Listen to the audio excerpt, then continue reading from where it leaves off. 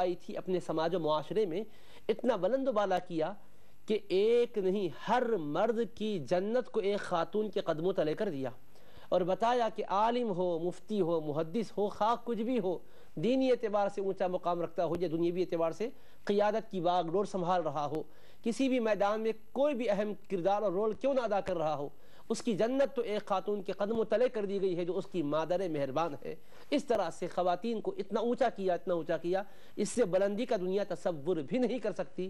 جسے جینے کا مطلق حق نہیں تھا اسے بلند کیا، تو اتنا بلند کیا کہ جنت جو کہ رضا اور خوشنودی کا مقام ہے، جہاں ابدی چین و سکون اور دائمی راحت و قرار نصیب ہوگا، اس مقام بلند کو اللہ پاک نے ماں کے قدموں تلے کر کے رسول پاک علیہ السلام کے ذریعے سے کہلوا دیا کہ میرے محبوب بتا دے کہ جس عورت کو صنف نازک کو ستایا جا رہا تھا، اب آپ کی تعلیمات کی روح سے اسے عزت و بلندیاں نصیب ہو چکی ہے، اور مردوں کو یہ شعور و آگہی میں آ جانا چاہیے کہ عورتیں اسلام کے تئیں اونچا اور بلند مقام پاتی ہے، اور عورتوں کو بھی احساس کمتری سے بالکل باہر آ جانا چاہیے کہ انہیں اللہ پاک اور اس کے رسول کریم علیہ السلام کی تعلیمات نے بہت ہی عزتیں، عظمتیں، رفعتیں عطا کی ہیں۔ سبحان اللہ، سبحان اللہ۔ ناظرین، پروگرام کے پہلے سیگمنٹ میں پہلے کالر کو شامل کرتے ہیں۔ السلام علیکم۔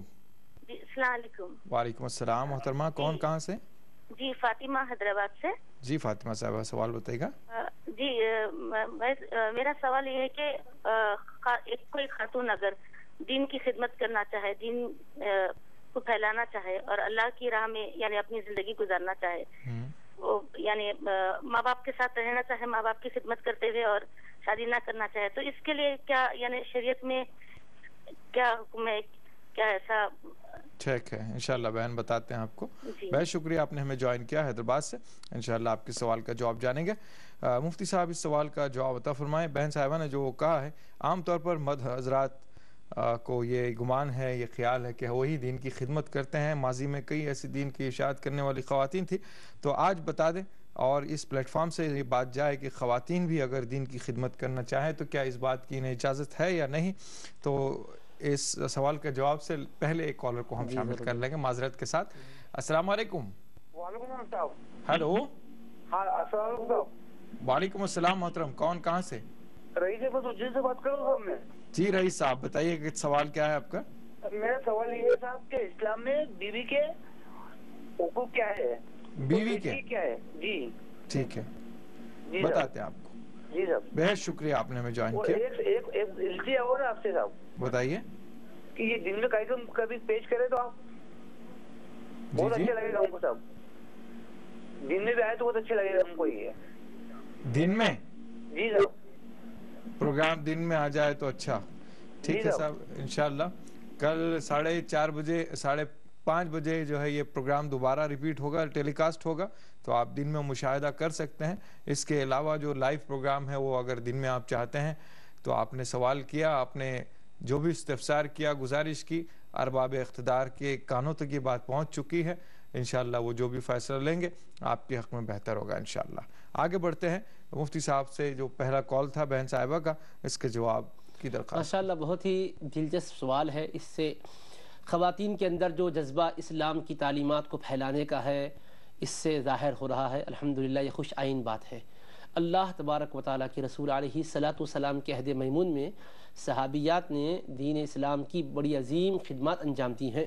اشاعت اسلام میں، فروغ اسلام میں ان کا بہت اہم کردار رہا ہے۔ انہوں نے گھر کے اندر رہتے ہوئے اپنے نونہالوں کی ایسی تعلیم کی اور ایسی ان کی تعلیم اور تربیت کا نظم کیا ہے کہ وہ دنیا کے اندر بڑا عظیم ترین انقلاب اور صالح کردار سے دنیا کو انہوں نے بدل دیا ہے۔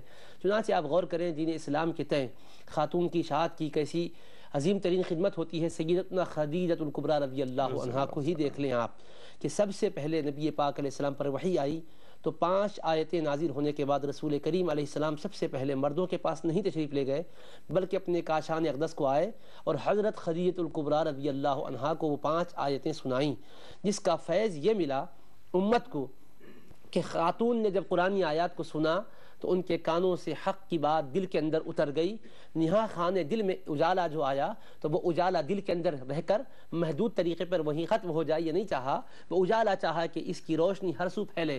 چنانچہ حضرت خدیجہ الکبریٰ رضی اللہ عنہا نے رسول کریم علیہ السلام کی خدمت بابرکت میں عرض کیا کہ یا رسول اللہ، جو پیغام آپ لائے ہیں کیا ہی بہتر ہوگا کہ یہ پیغام اوروں تک پہنچے. اس کے لیے ایک میرا مشورہ ہے. انہوں نے اپنا مشورہ دے کر خواتین کی ہمت افزائی کی ہے اور ان کے حوصلوں کو بلند کیا. کہنے لگی کہ حضور نبی کریم علیہ السلام یہاں ورقہ بن نوفل اہل کتاب کے بڑے نامور عالم ہیں, سارے لوگ علمی دنیا میں ان پر اعتماد کرتے ہیں, ان کی بات کو قول فیصل کے طور پر مانتے ہیں, تو لہٰذا کیا ہی بہتر ہوگا کہ جو آپ نے وہی کی عظیم بات مجھ سے فرمائی ہے ان سے بھی فرما دیں. چنانچہ حضور نبی کریم علیہ السلام نے ان کی تجویز کو قبول فرمایا اور ورقہ بن نوفل رضی اللہ عنہ کے پاس حضرت خدیجہ الکبریٰ رضی اللہ عنہ کے ساتھ آپ چل پڑے اور پھر ان کو یہ سارا پیغام سنایا. تو ورقہ نے تصدیق بھی کی ہے اور اس کی عظمت اور حقانیت کو واضح بھی کیا ہے. اس سے یہ معلوم ہوتا ہے کہ ایک خاتون کو علم کے زیور سے آراستہ اور پیراستہ کیا جاتا ہے تو وہ ایک انقلابی کردار ادا کرنے کا جذبہ اپنے اندر رکھتی ہے. چنانچہ یہ یقیناً ہر خاتون اپنے گھر کے اندر رہ کر بھی اپنے علم سے دنیا کو اجالا دے سکتی ہے, تصنیف و تالیف کا وہ کام کر سکتی ہے. طبقہ خواتین میں اجتماعات کے ذریعے سے مخاطبت کر کے ان کی دلی جو تاریکیاں ہیں, قلب کے اندر جو اندھیریاں آ چکی ہیں, وہ اندھیریوں کو ختم کر سکتی ہے. اس طرح سے اشاعت کا کام کرنا یقیناً ان کے لیے بھی ماں باپ کے حقوق ادا کرتے ہوئے, بیوی ہو تو شوہر کے حقوق ادا کرتے ہوئے, بچوں کی تربیت کرتے ہوئے یہ سب کچھ کر سکتی ہے. اور آج بھی الحمدللہ ہم مایوس نہیں ہیں. الحمدللہ ہماری مسلم بہنیں بہت کچھ کر بھی رہی ہے, انشاءاللہ آئندہ بھی توقعات ہے کہ کر گزریں گی. ان کی یہ خدمات کی وجہ سے آج دنیا کے اندر بہت سا سال انقلاب بھی آیا ہے اور انشاءاللہ اچھے انقلاب کی ہم توقعات بھی رکھتے ہیں. انشاءاللہ, اللہ آمین فرمائے. کالر لائن پر موجود ہیں. السلام علیکم. السلام علیکم. ہیلو. السلام علیکم ورحمۃ اللہ وبرکاتہ. وعلیکم السلام ورحمۃ اللہ وبرکاتہ. محترم کون, کہاں سے؟ میں نظام آباد سے علی بات کر رہا ہوں. جی علی صاحب بتائیے کیا سوال ہے آپ کا؟ سب سے پہلے تو آپ حضرات کو مبارکبادی دینا ہے کہ خواتین کے بارے میں ماشاءاللہ تفصیلی اور ایک سے زائد پروگرامز کر رہے ہیں. اللہ تعالیٰ آپ تمام حضرات کو جزائے خیر عطا فرمائے. آمین آمین. جی بھائی. اور مفتی صاحب کی خدمت میں بھی سلام عرض کرنا ہے. جواب دیتے ہیں مفتی صاحب آپ کے سلام کا. ہیلو. ہاں ہاں بتائیے, سوال بتائیے. ہیلو. سوال بتائیے.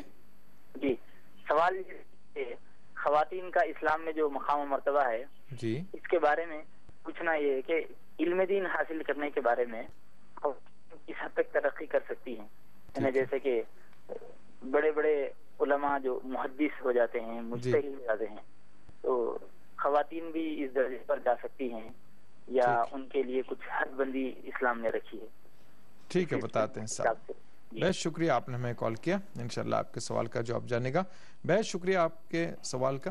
ناظرین پروگرام کا سلسلہ یقیناً جاری رہے گا اور مزید معلومات لے کے آپ کی خدمت میں حاضر ہوں گے, لیکن ایک مختصر سے وقفے کے بعد.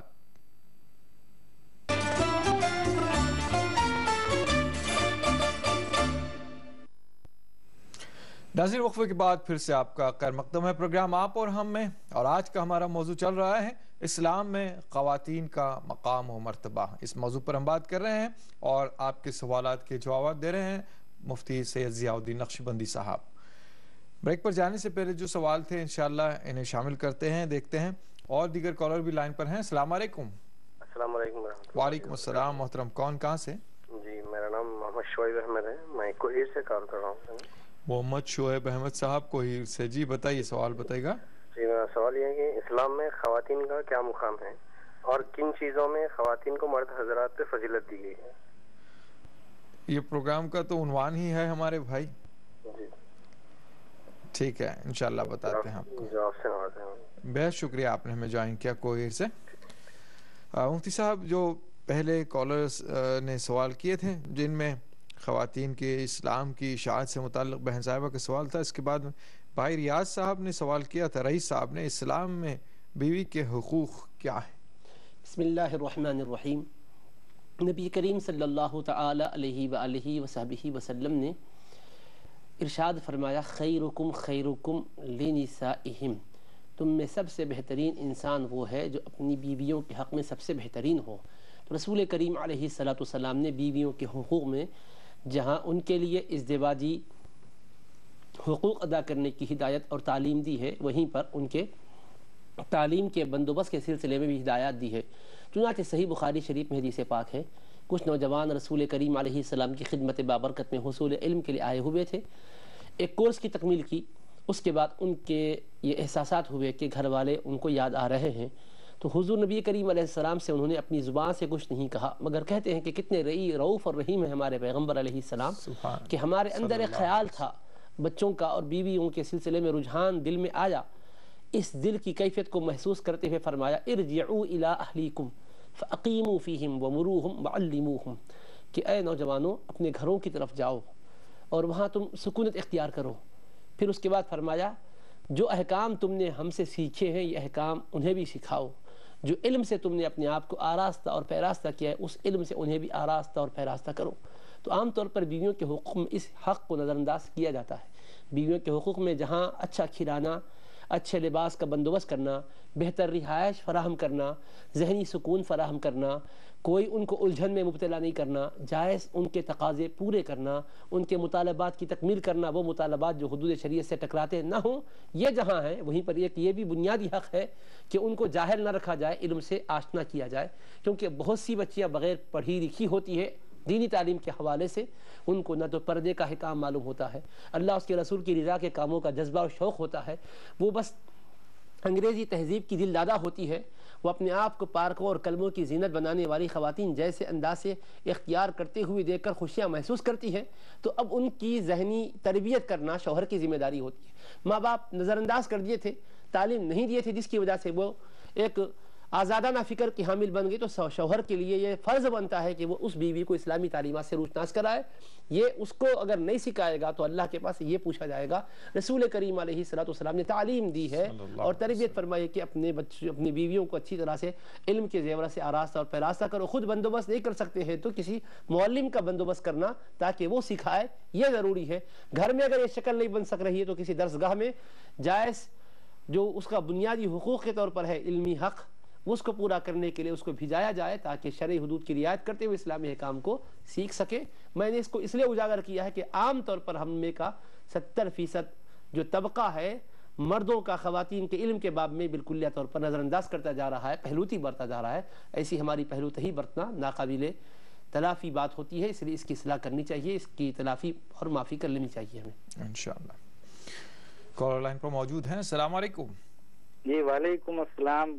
محترم کون، کہاں سے؟ جی میں اسرار غوث بول رہا ہوں چنڈی گڑھ سے۔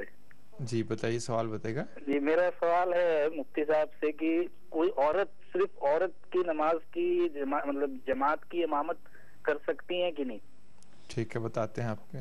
جی جی بہت شکریہ آپ نے ہمیں کال کیا۔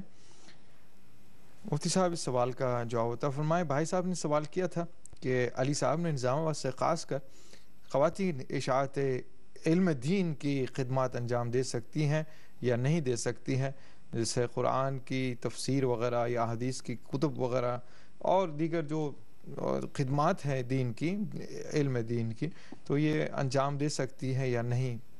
نبی کریم صلی اللہ تعالی علیہ وآلہ وصحبہ وسلم نے علم دین کے باب میں خواتین کو بھی ویسے ہی متوجہ کیا ہے جیسا کہ مرد حضرات کو متوجہ فرمایا ہے۔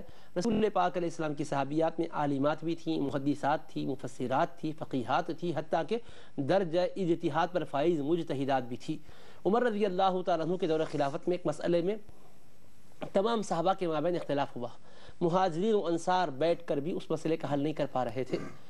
اس کے بعد عمر رضی اللہ تعالیٰ عنہ نے مشورہ کیا حضرت علی رضی اللہ تعالیٰ عنہ سے کہ کیا کیا جائے، سب مل کر بھی کوئی ایک درست بات کی طرف ہم نہیں پہنچ پا رہے ہیں، رائے مختلف ہو رہی ہے۔ تو مشورہ یہ دیا گیا کہ آپ ایسا کریں کہ ام المؤمنین حضرت عائشہ صدیقہ رضی اللہ عنہ کی خدمت میں اس مسئلے کو پیش کر دیں۔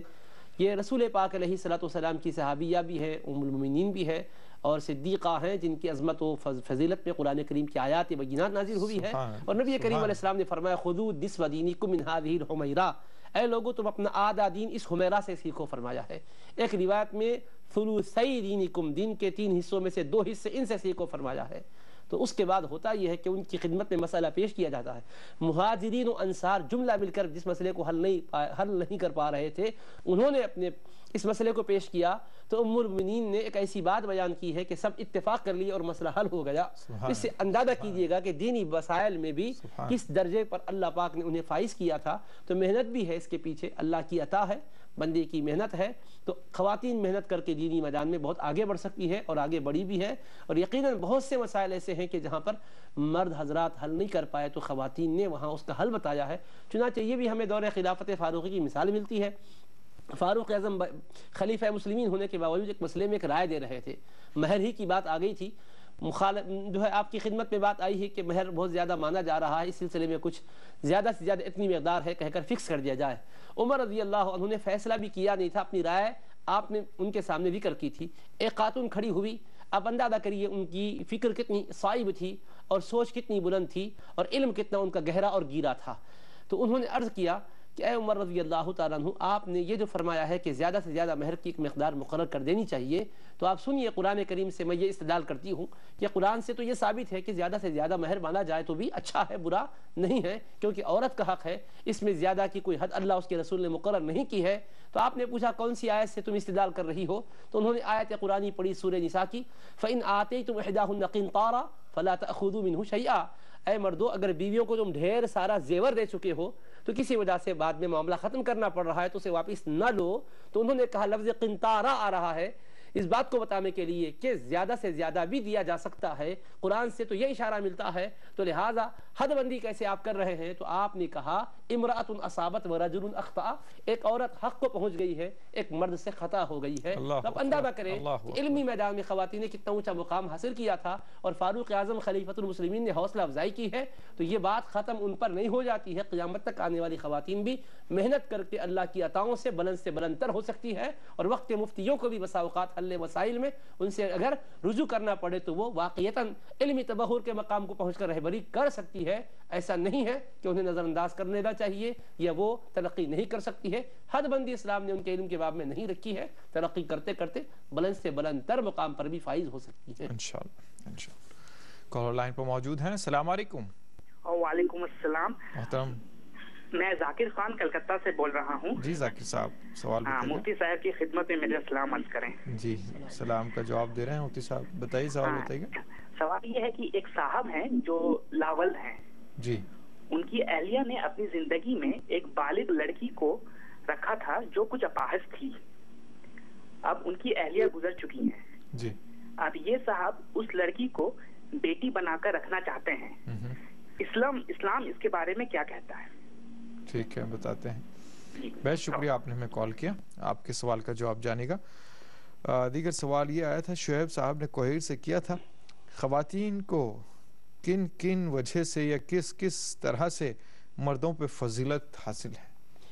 اللہ تبارک و تعالیٰ نے اپنے کلام مجید میں فرمایا وَلَهُنَّ مِثْلُ الَّذِي عَلَيْهِنَّ بِالْمَعْرُوفِ، اور خواتین کے، عورتوں کے بھی مردوں پر ایسے ہی حقوق ہے جیسا کہ مردوں کے عورتوں پر حقوق ہے، اور مردوں کو ان پہ ایک درجہ فضیلت حاصل ہے۔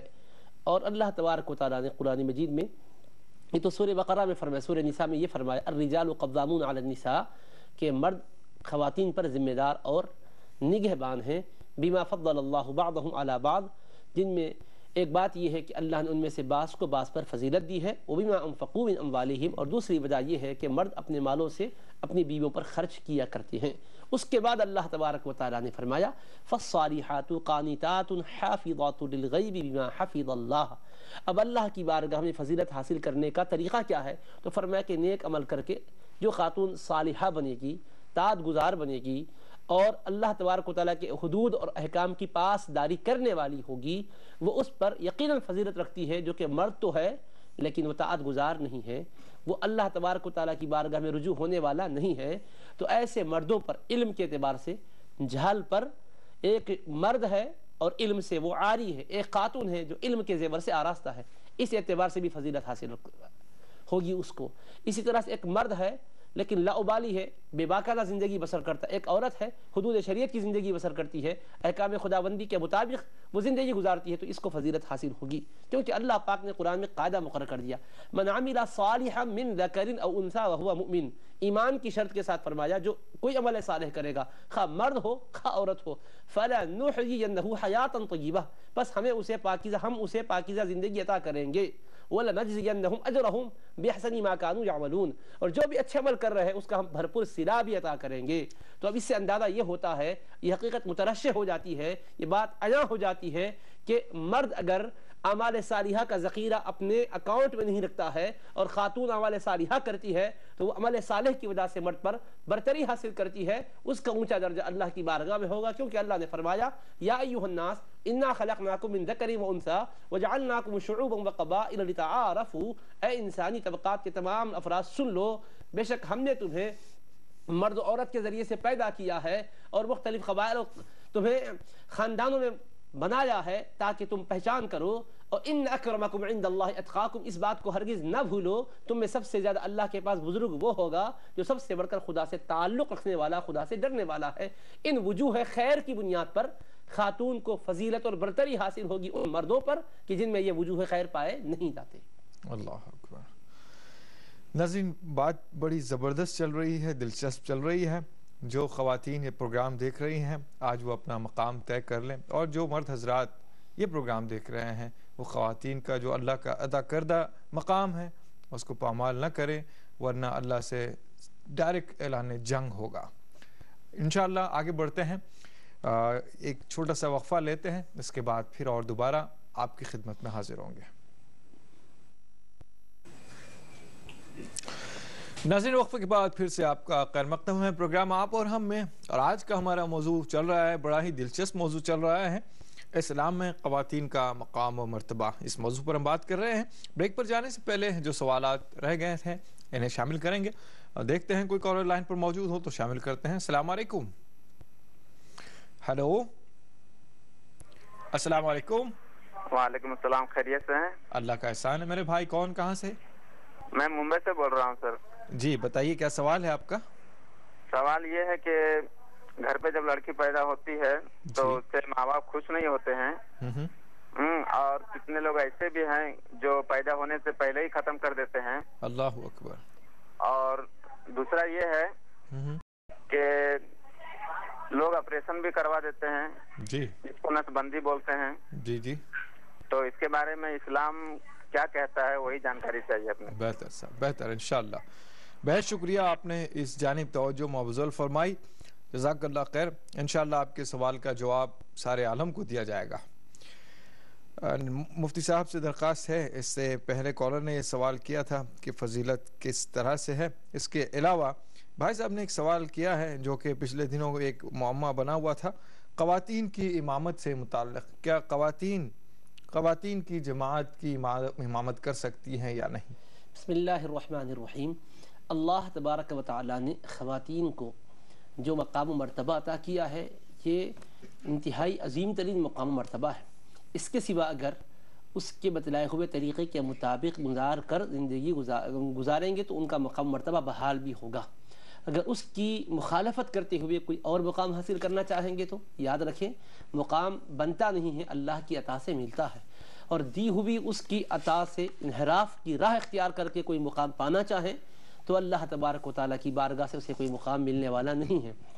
اللہ تبارک و تعالیٰ نے عورتوں کی کچھ صنفی ضروریات اور ذمہ داریاں ہیں، ان کے کچھ عوارض ہیں، ان کو پیش آنے والی کچھ ایسی چیزیں ہیں جس کی وجہ سے اللہ کی حکمت بالغہ یہ ہوئی کہ خواتین کو نماز پڑھانے کی ذمہ داری نہیں سونپی گئی، اور یہ امامت کی ذمہ داری نہ سونپی جانا ان کے لیے ظلم نہیں ہے، ان کے لیے عین عدل ہے، ان کے لیے رحمت ہے، مہربانی ہے اللہ پاک کی، کیونکہ خاتون کی کب کیا حالت ہوتی ہے نہیں معلوم۔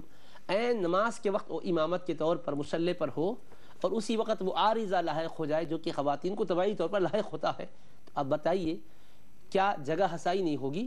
کیا اس کو ایک قسم کی خفت اور شرمندگی نہیں ہوگی؟ کیا وہ حالت میں عورت یہ چاہتی ہے کہ دوسرے اس کی اس حالت سے مطلع ہو جائیں؟ ایک حیادار خاتون نہیں چاہتی، تو ایسی وقت میں ظاہر ہے کہ وہ نماز کو تکمیل تک نہیں پہنچا سکتی، کیونکہ اس کی وجہ سے وہ خود ناپاک ہو چکی تو نماز رہ گئی۔ اب اس حالت سے دوسرے کو باخبر کراتے ہوئے اس کا نکل جانا اس کی حیا کی جو چادر ہے اس کو تار تار کرنے والا عمل ہے۔ تو رب تبارک و تعالیٰ جو خالق ہے مرد کا بھی، خالق ہے عورت کا بھی، اس کے مزاج اور طبیعت کو بنانے والے مولا نے اس پر رحم کیا اور آسانی کی اور کر کے فرمایا کہ صنف نازک کو امامت کے منصب پر فائز نہ کیا جائے نماز پڑھانے کے حوالے سے۔ وہ اپنے طور پر اپنے گھر کے اندر اگر خواتین ہوں اور انہی میں سے کوئی خاتون اگر امامت کرنا چاہتی ہے، صرف خواتین ہی ہوں، تب بھی ایک گنا کراہیت کے ساتھ اجازت دی گئی ہے۔ وہ بھی کب؟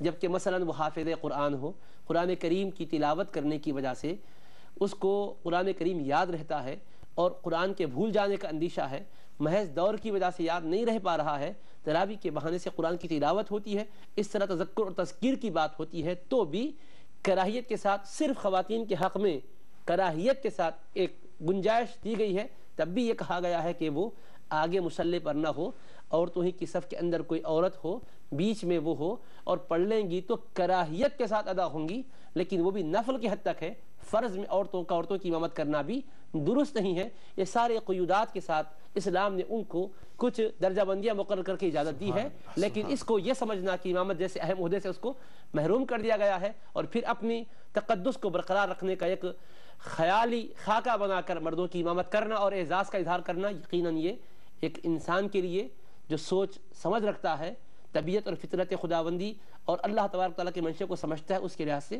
بالکل انحراف ہے، بغاوت ہے، اس سے کبھی بھی کوئی بلند مقام پر فائز نہیں ہو سکتا۔ اللہ تبارک تعالیٰ کا جو نظام ہے اس کے مطابق عمل کر کے ہی ہم دنیا آخرت کی سعادتیں پا سکتے ہیں۔ اللہ حفاظت فرمائے۔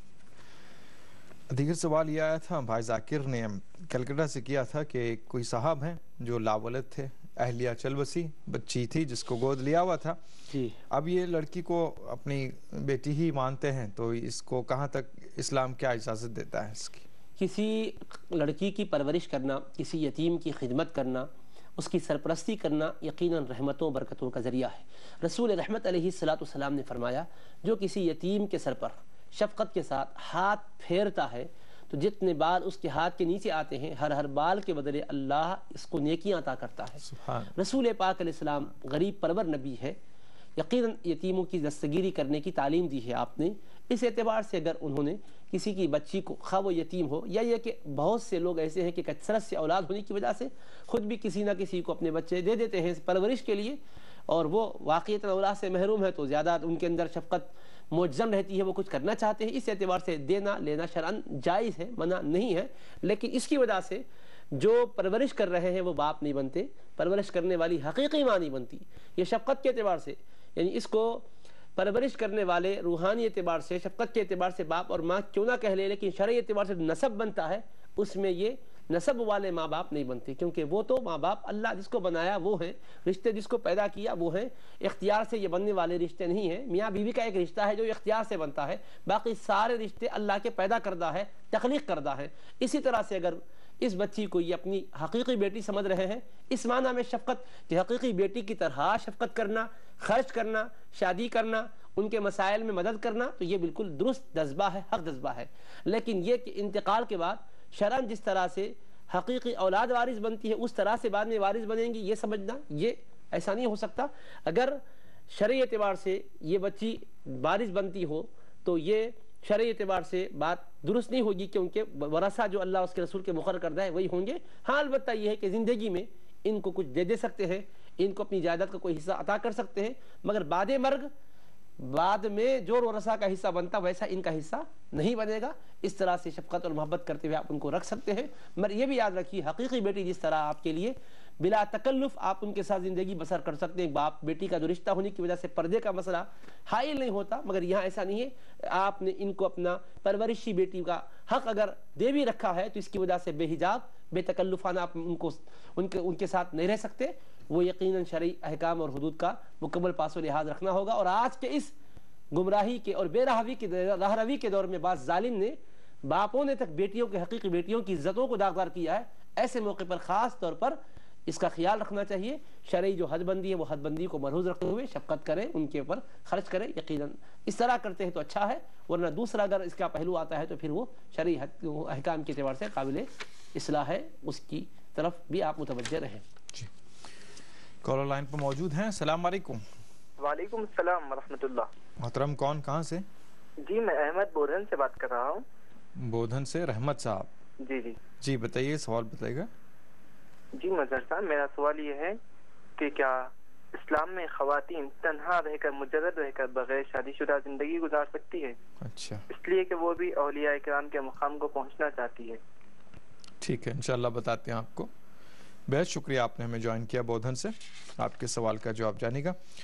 مفتی صاحب، ممبئی سے ایک سوال آیا تھا کہ بھائی صاحب نے کہا کہ آج کل لڑکیاں جو ہے پیدا ہونے پر گھروں میں خوش نہیں ہوتے ہیں لوگ، بلکہ ابارشن کروا دیا جاتا ہے، یا جان لینے پر تو بچیوں کی جان لے لی جاتی ہے کہ بچی ہے پیٹ میں تو اس کو مار دیا جاتا ہے. اس طرح کی چیزیں جو عام ہو گئی ہے آج کے زمانے میں, تو اس پر تھوڑا سا روشنی ڈالیں اس سوال پر.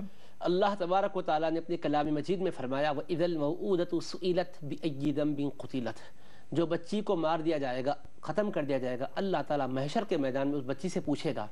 یہاں ایک خاص بات غور کرنے کی ہے, ایک بچی کو اس کا باپ یا اس کی ماں ختم کر دیے ہیں تو اللہ تعالیٰ سوال ماں باپ سے نہیں کرے گا, بچی سے پوچھے گا بِأَيِّ ذَنبٍ قُتِلَتْ, بتا کس جرم کے بدلے تجھے قتل کیا گیا ہے. تو انسان سوچتا ہے کہ قاتل سے پوچھنا تھا, مجرم سے پوچھنا تھا, لیکن اللہ مجرم اور قاتل سے پوچھنے کے بجائے اس سے کیوں پوچھ رہا ہے؟ تو مفسرین نے بڑی لطیف بات بیان کی ہے, وہ یہ ہے کہ اللہ تبارک و تعالیٰ قاتل کو اپنی بارگاہ میں تکلم کے لیے کھڑا نہیں کرے گا. اللہ کا اتنا جلال ہوگا کہ اللہ اس سے مخاطبت ہی نہیں فرمائے گا, کیونکہ یہ مخاطبت کے قابل ہی نہیں ہے نالائق جس نے اپنی بچی کو درگور کیا ہے. البتہ اللہ اس بچی سے پوچھے گا. کیوں پوچھے گا؟ اس لیے کہ دنیا میں اگر کوئی دوسرا قتل کرتا کسی کو تو باپ کیا کرتا تھا, میری بیٹی کا قتل ہوا کہہ کر مقدمہ دائر کرتا تھا. مگر اس بچی کا قاتل کوئی اور نہیں ہے, خود اس کا باپ ہے. جب باپ جو کہ اس کا سہارا بننے والا تھا وہی قتل کر چکا ہے, تو اس بچی کی طرف سے مقدمہ دائر کرنے والا کون ہے, اس کی داد رسی کرنے والا کون ہے؟ تو اللہ تبارک و تعالیٰ اس بچی کی جو دنیا میں کوئی داد رسی نہیں کیا تھا, اللہ تعالیٰ داد رسی کرتے ہوئے پوچھے گا اے بچی بتا کس لیے تجھے مارا گیا ہے. اللہ تبارک و تعالیٰ اس طرح سے اس بچی پر اپنی شفقت کو, عنایت اور مہربانی کو ظاہر کر رہا ہے, اور اس کے مارنے والے ختم کرنے والے باپ پر اپنے قہر اور جلال کو ظاہر کر رہا ہے. تو اس طرح سے نبی کریم علیہ السلام نے ارشاد فرمایا ہے کہ جو اپنے بال بچوں کو ختم کر دیتے ہیں اللہ کے غضب میں مبتلا ہوتے ہیں. اور قرآن مجید میں اللہ نے فرمایا لا تقتلوا اولادکم من املاق, بچوں کو مارنے والے یا بچی ہونے کے بعد اسقاط حمل کرانے والے دو وجہ میں سے کوئی نہ کوئی وجہ کی بنیاد پر کرتے ہیں. یا تو عار کی بنیاد پر کرتے ہیں, یا یہ کہ اب ہماری معیشت ایسی مضبوط نہیں ہے, ہم خود غریب ہیں, اب بچیاں بڑے ہوں گی تو شادیوں کے مسائل آئیں گے, اس سے نمٹنا آسان نہیں ہے. یا تو غربت کی وجہ سے کرتے ہیں, یا اب فی الوقت تو ہمارے پاس کھانے پینے کو ہے, بچیاں پیدا ہونے کے بعد ہم غربت زدہ ہو جائیں گے. یا تو فی الوقت غریبی کی وجہ سے کرتے ہیں, یا غریبی کی اندیشے سے کرتے ہیں. اللہ نے دونوں کو بھی قرآن کریم میں منع کر دیا. فرمایا لا تقتلوا اولادکم من املاق, غربت میں مبتلا ہے سمجھ کر اپنے بچوں کو مت مارو. تم اگر غریب ہے تو کیا ہوا, بچی آنے کے بعد کیا ہوگا, نحن نرزقکم وإیاہم, ہم ان کو تم کو بھی رزق دیں گے ان کی بدولت, اور ان کو بھی رزق دیں گے. یعنی آج غربت تمہاری جو ہے یہ بچی کے قدم کی برکت سے ختم ہوگی, رزق تمہیں بھی ملے گا اس کو بھی ملے گا. اور دوسرا قول فرمایا لا تقتلوا اولادکم خشیۃ املاق نحن نرزقہم وإیاکم, اب تم تو کھا پی رہے ہو لیکن بچی پیدا ہونے کے بعد ڈر ہے کہ غریبی آئے گی تو کیا کھلائیں گے. تو اللہ نے فرمایا غربت کے ڈر سے بچوں کو نہ مارو, ہم ان کو بھی رزق دیں گے جن کا تم کو خوف ہے, اور وہ آئیں گے تو تمہیں محروم نہیں کریں گے, تمہارے رزق میں سے نہیں دیں گے, ان کو تو دیں گے اور تمہیں بھی کھلاتے رہیں گے. تو اللہ تبارک و تعالیٰ نے اپنے کلام مجید کے ذریعے سے ہمیں ہدایت دے دی ہے, کبھی ایسے اقدام ہرگز نہ کریں. بچی کے پیدا ہونے پر خوشی کا اظہار کریں. اور بہت سے ایسے ظالم بھی ہیں, اخبارات کے ذریعے سے, میڈیا کے ذریعے سے باتیں سامنے آتی ہیں, بچی پیدا ہوئی تو ماں کو مارتے ہیں, بیوی کو مارتے, تان و تشنی کا شکار اس کو بناتے ہیں. آپ سوچیں اس غریب کا کیا قصور ہے. قرآن نے تو کہا نساؤکم حرث لکم, تمہاری بیویاں تمہاری کھیتیاں ہیں. کھیتیوں میں کیا ہے, جو بیج بوؤ گے کھیتی وہ کھیت سے وہی چیز برآمد ہوگی. تو اللہ پاک نے عورتوں کو لعن و طعن کا نشانہ بنانے سے منع کیا. اللہ تبارک و تعالیٰ نے ان کی طرف سے دفاع کیا اور کہا فرمایا ہے کہ تم کیوں ایسا کرتے ہو. سنو یہب لمن یشاء اناثا ویہب لمن یشاء الذکور, عورت کو مت دیکھو جس سے بچی جنم لی ہے, ارے پیدا کرنے والے خالق کو دیکھو جس کو چاہتا ہے بیٹیاں دیتا ہے, جس کو چاہتا ہے بیٹے دیتا ہے. اللہ نے بیٹی کا ذکر پہلے کیا, بیٹے کا ذکر بعد میں کیا, اور بتایا کہ بیٹی میں ہی دیتا ہوں, بیٹا میں ہی دیتا ہوں, اور جس کو چاہتا ہوں تو دونوں بھی دیتا ہوں, جس کو چاہتا ہوں باز کر دیتا ہوں. تو یہ میری عطا ہے, میں بہتر جانتا ہوں تمہارے حق میں کیا بھلائی ہے. اس لحاظ سے اللہ کی عطا سمجھتے ہوئے اس سے آپ محبت کریں, پیار کریں. بچی آپ کے لیے رحمت اور برکت لے کر آتی ہے. ارے آپ قبر میں جائیں گے تو اس کا فیض ملے گا. حتیٰ کہ جو بچی ساقط ہو جاتی ہے حمل, وہ بھی کل محشر میں آپ کے کام آئے گی. حدیث پاک میں آتا ہے ابن ماجہ شریف میں کہ ماں باپ اگر جنت میں جانے کے قابل نہیں ہے تو وہ ساقط شدہ حمل بھی اللہ کی بارگاہ میں سفارش کرے گا, اے اللہ ہم تنہا نہیں جائیں گے, ہمارے ماں باپ کو ہی جنت میں لے جائیں. سبحان اللہ. وہ تو رحمت و برکت کا سبب بننے والی ہے, اللہ کیا جائے انشاءاللہ. ناظرین بہرحال یہاں ایک چھوٹا سا وقفہ آپ کے ہمارے درمیان حائل ہے. انشاءاللہ وقفے کے بعد دوبارہ آپ کی خدمت میں حاضر ہوں گے.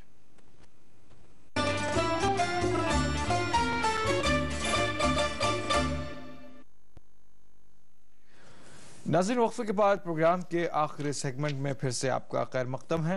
आज का मौजू आप जानते हैं, इस्लाम में ख़वातीन का मकाम व मर्तबा, और इस मौजू पर रोशनी डाल रहे हैं मुफ्ती सैयद ज़ियाउद्दीन नक्शबंदी साहब। नाज़रीन, ब्रेक पर जाने से पहले जो सवालात थे इंशाअल्लाह इनके जवाब देते हैं। दीगर कॉलर लाइन पर अगर हो तो शामिल करते हैं। अस्सलाम वालेकुम। हाँ, वालेकुम अस्सलाम। मोहतरम, कौन कहाँ से? जी, मैं साजिद बोल रहा हूँ मुंबई से। साजिद साहब मुंबई से। जी साजिद साहब, बताइए क्या सवाल है आपका? और मेरा क्वेश्चन ये है कि लड़कियों को दीनी तालीम तो देना चाहिए, उसके साथ साथ क्या दुनियावी तालीम और प्रोफेशनल कोर्स और जॉब से रिलेटेड मेरा क्वेश्चन है कि जॉब कराना चाहिए कि नहीं? जॉब के ताल्लुक से भाईजान पिछले 2 एपिसोड हमने चलाए, आपको अगर नहीं मालूम हुआ तो फिर मालूम करा देते हैं। बहुत शुक्रिया आपने हमें कॉल किया, आपके सवाल का जवाब जानेगा। दीगर कॉलर भी लाइन पर हैं। अस्सलाम वालेकुम। अस्सलाम वालेकुम। हेलो हेलो, अस्सलाम वालेकुम। वालेकुम अस्सलाम। मोहतरम, कौन कहाँ से? हाँ, मैं बेलगाम से अनीस अहमद बात कर रहा हूँ। जी बताइए, सवाल बताइएगा। पहले तो मैं मुफ्ती साहब को सलाम कहना चाहता हूँ। जी, मुफ्ती साहब भी आपका सलाम का जवाब दे रहे हैं। तो मेरा सवाल ये है कि एक औरत विलायत के मुकाम पर रहकर वो दूसरे मर्द के विलायत के मुकाम से आगे जा सकती है? विलायत के मुकाम पर रहकर दूसरे मर्द जो विलायत के मुकाम पर रहते हैं उनसे आगे, फॉर एग्जाम्पल अभी राबिया बसरी रहमतुल्लाह जो उनके विलायत के मुकाम है, जो क्या वो आदम बल्कि रहमतुल्लाह के आगे जा सकते हैं? ऐसा मेरा एक सवाल है। अच्छा, ठीक है, इंशाल्लाह बताते हैं आपको। बहुत शुक्रिया आपने हमें कॉल किया। मुफ्ती साहब इस सवाल का जवाब अता फरमाएं। इससे पहले जो सवाल आया था इसमें लड़कियों के ताल्लुक से जो बात हो रही थी, यकीनन ये तो वाज़ेह हो गई है। दूसरा सवाल जो भाई साहब ने किया था, दीनी उलूम और दुनियावी उलूम और प्रोफेशनल तालीम और जॉब से मुताल्लिक़ भाई साहब ने सवाल पूछा है। अगरचे कि पिछले एपिसोड्स में 2 मरतबा तालीम और उनके जॉब से मुताल्लिक़, मुलाजिमत से मुताल्लिक़ बात हो चुकी है। और ये पहलू भी वाज़ेह कर दें, इस्लाम में ख़वातीन को ऐसी ज़िम्मेदारी नहीं डाली जो कि आज का ज़माना उस पर बोझ डाल रहा है। कमाने की गर्ज से घर के काम करो और जाओ, नौकर बनो, बाहर मरो, ज़िंदगी कैसी हो गुजारो, बीमार हो, अच्छे हो, बुरे हो, नौकरी पर जाना लाजमी है, ज़िम्मेदारी है। ये एक बहुत बड़ी ज़िम्मेदारी आज के माशरे में, पैसे की तंगी हो या फरावानी हो या हालात में ऐसे मुलव्वस हो गए हैं, तो इस पहलू पे भी थोड़ा सा नज़र। बिस्मिल्लाहिर्रहमानिर्रहीम। तालीम व ताल्लुम के सिलसिले में इस्लाम ने दीन और दुनिया की तफरीक नहीं की है। दीनी तालीम तो लाजमी तौर पे हासिल करनी है, लेकिन दुनियावी तालीम बक़द्र ज़रूरत हासिल करने की इस्लाम ने तलक़ीन की है, तरग़ीब दी है। लेकिन ये एक दूसरा जो उसका पहलू था कि मुलाज़मत करना, या इससे मुताल्लिक़ चीज़ें जो ख़वातीन को मालूमात हासिल करनी है, जिसकी तालीम हासिल करनी है, तो ये क्या है, शरीयत का एक कायदा है कि मा सबत बिज़रूरत यतक़द्दरु बिक़दरिहा। जो चीज़ ज़रूरत के दर्जे में है वो ज़रूरत के हद तक ही रहती है। ज़रूरत की वजह से अल्लाह पाक के रसूल अलैहि सलाम ने फरमाया, क़द अज़िना लकुन्ना अन तख़रुजना लिहवाइजिकुन्ना। ऐ ख़वातीन, अल्लाह ने तुम्हें इजाज़त दी है कि अपनी हाजत के लिए तुम बाहर जा सकती हो। तो हाजत और ज़रूरत के तहत इजाज़त है तो वो हाजत और ज़रूरत पर ही घूमती रहेगी, उससे ज़ायद नहीं होगी। लेकिन हाजत और ज़रूरत अगर पैदा हो जाए तो उसका निकलना या मुलाजमत करना शरअन दुरुस्त होगा। उसके कुछ हुदूद और क़ुयूद हमने अहकाम इस्लाम की रूह से बताए हैं। लेकिन अब जो दूसरा उसका एक पहलू है ख़तरनाक कि मर्द हजरात तन परवरी के आदी बन गए। हत्ता कि शॉपिंग भी करना है तो अपने भी कपड़े खरीदने हैं तो अपनी बेगम ही से कहते हैं कि तुम ही अच्छी तरह से ख़रीदारी कर सकती हो, लेकर आओ। तो ये जो तसव्वुर है कि उस गरीब को बाहर भिजा देना, शॉपिंग के लिए भिजा देना, मुलाजमत के लिए भिजा देना, कसब माश के लिए भिजा देना, ये बात इंतहाई कर्बनाक है। उसके सिनफी जो तकाजे हैं उसको वो पामाल करते हुए आप देख रहे हैं। और आपकी गैरत गवारा कैसे कर रही है। एक गैरतमंद आदमी घर में खुद रहकर अपनी बेगम को अगर आगे कर रहा है तो ये उसकी गैरत को पारा पारा करने के लिए यही बात काफ़ी है। ऐसा नहीं है, अल्लाह पाक ने उसके लिए जो जिम्मेदारियां घर के अंदर मुकर्रर की है वो उसको बहुस्न खूबी अंजाम दे। बिला वजह के अंदरूनी जिम्मेदारियां भी है, क्योंकि अब जाहिर है कि बच्चे को पेट में 9 महीने रखना बाप अगर चाहेगा भी तो नहीं रख सकता। वो दूध पिलाना मैं पिलाता हूँ कहेगा भी तो नहीं पिला सकता। ये चीज़ें उससे ही वाबस्ता है। फिर उसके फिर ख़ास माहवारी वगैरह से मुताल्लिक़ उमूर है, वो बोझ भी अब बाहर का भी बोझ। इस तरह से इसको मुकम्मल तौर पर दोनों बोझों के तले दबा दे देना, ये इस्लाम की तरफ से اجازت نہیں ہے بلکہ ایک ظلم بالائے ظلم کی بات آتی ہے، اس لیے ایسا نہیں کرنا چاہیے۔